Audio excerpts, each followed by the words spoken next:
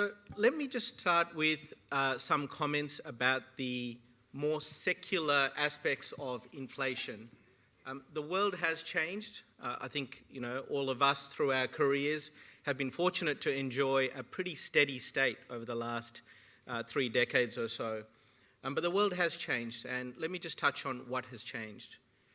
Firstly, effectively since the early 1980s, we've had a well understood trade arrangement between the East and the West, principally the consumer of the US and Europe, and the factory or the manufacturing hub of China and broader Asia, as well as Latin America. Now, for a variety of reasons, I think it's fair to say that those relationships are changing, and as a result, those big trade flows that we've seen that has allowed cheaper provision of products and services. That includes, outsourcing to places like India and Vietnam and Thailand. That is all going to be shaken up as we move forward. Why? Clearly, it is for national security interests as national resilience interests as well. Now, what does that mean for prices of goods and services over the coming decade or two? It means that it's going to be a bit more expensive than it was that we've experienced over the last 3 decades. Now, just in terms of a forward-looking comment on the Australian economy, and I would say that economies like the US aren't too different, albeit Europe and perhaps Asia is quite different. What we've tried to capture here in one picture, and it's very hard to do on one picture, is essentially our whole economic outlook in terms of policy. So the curved line is economic growth. Where are we today? It's effectively those green words. We are at full employment in most economies. There's still pent-up demand and excess savings. So to deal with the problem of today, and if you're a central bank, you generally have, and in Australia's case, 3 mandates. In other countries, slightly different. But essentially, it's full employment. You can put a big tick next to that. Price stability, which basically means inflation. That's a big cross. And then financial stability, which to date is still a tick in Australia's case. So the RBA is raising rates, and of course, it was very much front-end loaded. And it's designed to slow down, and there's a couple of reasons why in Australia they've moved from 50 basis point increments to 25. It's got a lot to do with household debt and the situation in Australia relative to places like the US, which is quite different. Just in terms of inflation, the wages inflation picture in Australia, which is backward looking, is about 2.6% wages inflation to date, year on year. In the US, it's 4.6%, so more than double. So they've got a much bigger problem than we do. And with what I just mentioned about the labour coming in over the next year, we should be able to navigate a pretty good path. But you can see how the RBA policy translates. We expect them to peak in terms of cash rates at about 3.1 to 3.3%. And then the unemployment rate, which has continuously been coming down, should start flattening out and then gradually going back up. And then you can see inflation sticking around for a little bit longer, albeit perhaps, and we'll get into this discussion, perhaps the worst components of inflation has already peaked.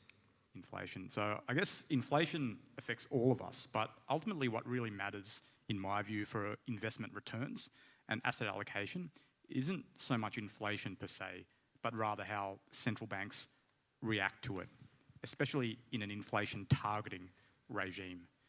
The central bank reaction to inflation ultimately determines the baseline real and nominal rates of return that filter through to all asset classes.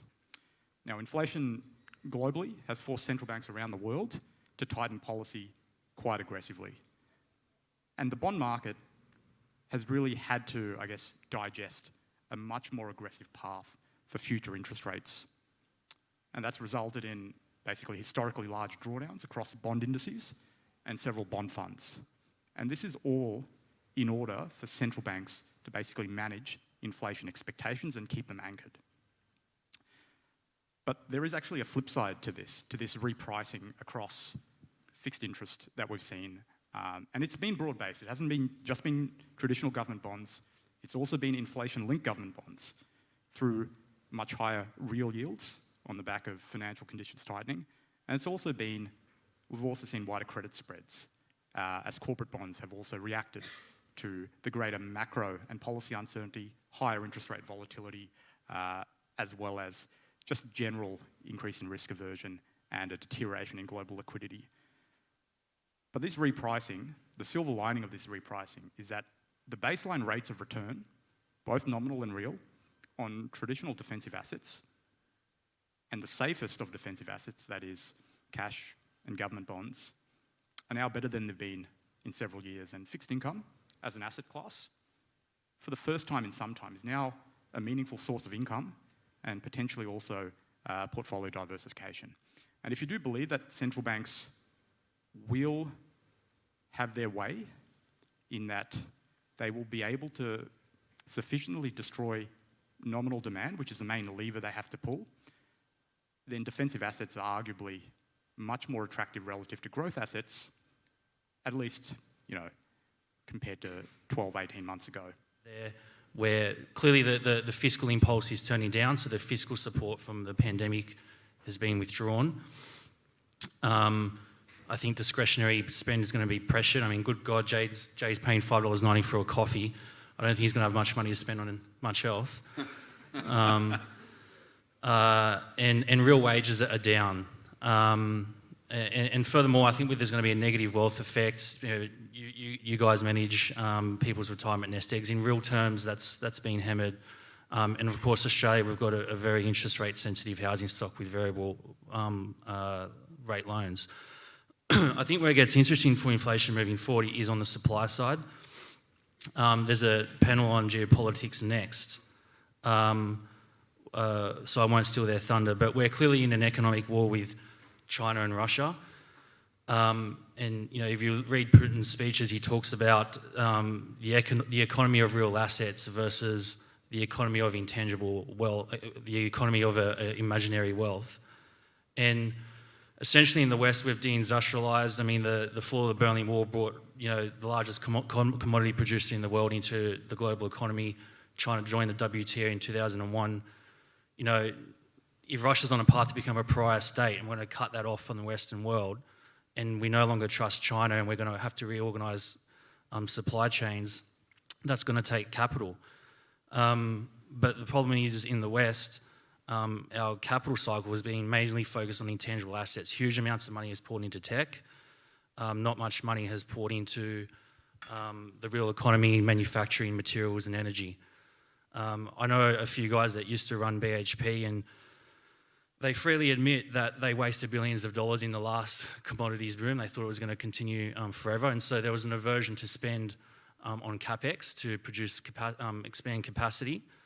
And furthermore, shareholder activism. I think you remember Paul Singer of Elliott Asset Management became activist on BHP in 2018, essentially pressuring them to return capital to shareholders. And so I'm sure a lot of your clients got very juicy dividends from BHP in the last couple of years on the back of that. But unfortunately, in a period where we have to reorient supply chains, we have to invest in energy production, the cost of capital has risen because of the activities of central banks and so forth. So unfortunately, on a longer run basis, in the attempts to hammer demand now and take pressure off inflation now, we're shooting ourselves in the foot in terms of expanding productive capacity in the years ahead. So one of the biggest things we've seen is the change of the discount rate, so the risk-free rate. So traditionally, when you're valuing a company, you use equity risk premium multiplied, and they're using the risk-free, so the 10-year bond. Jay had a chart so that went right down to about 1% or thereabouts in 2020. During that time, if you were using 1%, everything was a buy. I saw one of the big sell-side companies had a $200 price valuation on Afterpay, and that was predicated using a 1% risk-free rate, and I think $160 of that was in the terminal value. Obviously, so that's gone up, and so those sort of long-dated assets are suddenly not that attractive. The second thing we're sort of seeing is what we saw in the August reporting season is companies that can pass on inflation. They've done sort of quite well. So, for example, packaging company.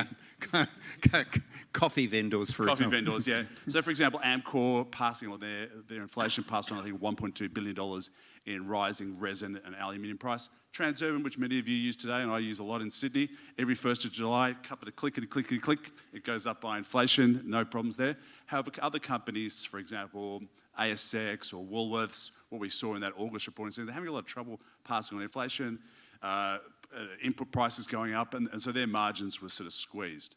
The third thing we're seeing is, with rising rates, is looking at companies' debt. So companies that are sort of high levels of debt, and particularly their tenor of debt. So we're having to just sort of reprice. We're in a little bit of a different situation we were just 2008, where we saw some LPTs effectively finance their operations on credit card debt. So Centro had $2 to $3 billion on 1 year money.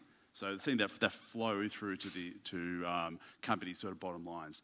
And the fourth sort of real thing is the game's sort of changed. So in an environment of sort of rising rates, companies that have a promise of vast sort of profits very much in the future, which may or may not occur, those profits are worth much less than companies that are generating income today and that are able to increase their profits and increase their dividends today. So a key measure we look at when we're reporting every earnings season for our portfolios is, have the companies in aggregate increase their dividends greater than inflation? And that's the key sort of measure we're looking at.